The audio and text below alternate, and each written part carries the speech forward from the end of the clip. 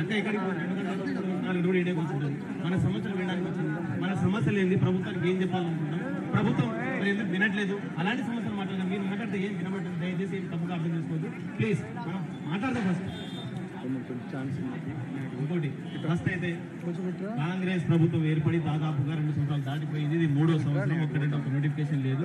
ఆ రోజు కాంగ్రెస్ పార్టీ రావాలని చెప్పి మేమందరం కూడా, నాతో సహా నా మిత్రులందరూ కూడా బస్ యాత్రలు చేసి కాళ్ళకు బలతాలు కొని కాంగ్రెస్ పార్టీ కోసం పనిచేసిన.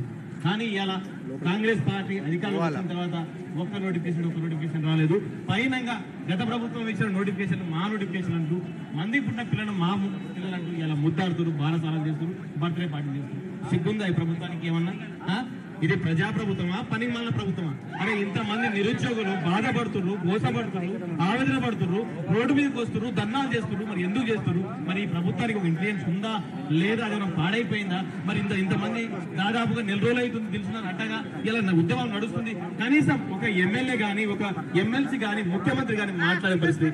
ఇది సిగ్గుమాలిన ప్రభుత్వం, ఇది సిగ్గులేని ప్రభుత్వం నిజంగా. ఎందుకంటే మరి ప్రభుత్వం రాకముందు మేమందరం కూడా గాంధీ భవన్ మెట్లకి కాంగ్రెస్ పార్టీ వస్తే 2 లక్షల ఉద్యోగాలు వస్తాయని, మెగా డిఎస్సీ వస్తాయని, ఇంకా వేరే ఉద్యోగాలు వస్తాయని, నిరుద్యోగ వృత్తి వస్తాయని చెప్పేసి అందరం గెలిపించుకున్న తర్వాత మమ్మల్ని ముంచేసి ఇవాళ మా హక్కుల కోసం ఇలా మాట్లాడుతుంటే మా పైన కేసులు వేస్తున్నారు, ఎఫ్ఐఆర్లు చేస్తున్నారు, తాళాలు పట్టుకొని లోపల కూర్చున్నారు. ఇది ప్రజాప్రభుత్వమా?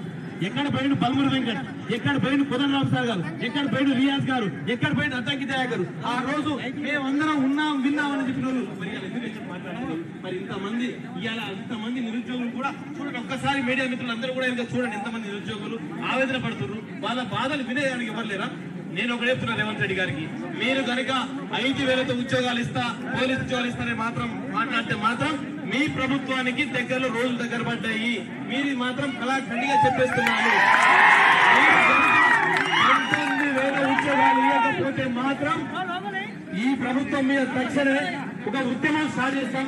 ఈ ప్రజా ప్రభుత్వాన్ని కిందకు దింపే వరకు మా ఉద్యమం ఆగదని చెప్పేసి ఈ వేదిక ద్వారా మేము ఈ ప్రజా ప్రభుత్వాన్ని సూటిగా మాట్లాడుతున్నాం. ఇంకోటి ఇలా జియో ఫార్సీ గురించి మాట్లాడు. ఎక్కడ పోయింది కమిషన్? ఎక్కడ పోయింది దామోదర్ రాజనరసింహ కమిషన్? ఏం మాట్లాడు? బిర్యానీలు, పిజ్జాలు, బర్గర్లు ఏసీ రూమ్ లో ఉంటూ మా పిల్లల బాధలు మీకు వినపడలేదా మీ బాధలు? ఇలా ఆ రోజు మా దగ్గర కొంచెం కాళ్ళు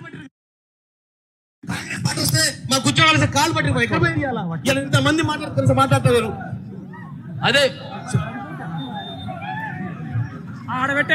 వినాలి మిత్రులు, వినాలి. అదే విధంగా 5,000 ఉద్యోగాలు కనుక ఈ ప్రభుత్వం ఇస్తే మాత్రం ఈ ప్రభుత్వానికి త్వరలో రోజులు దగ్గర పట్టే ఒక ఆలోచన చేయాలి. దాంతో పాటు జియో ఫార్సీ రద్దు చేయాలి.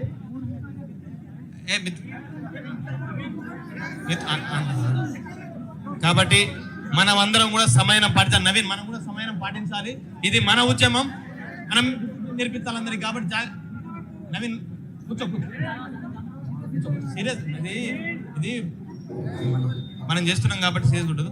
కాబట్టి అందరూ కూడా అక్క, మీరు కూడా మా ఉద్యమానికి మధ్య వచ్చినందుకు చాలా థ్యాంక్స్ అక్క.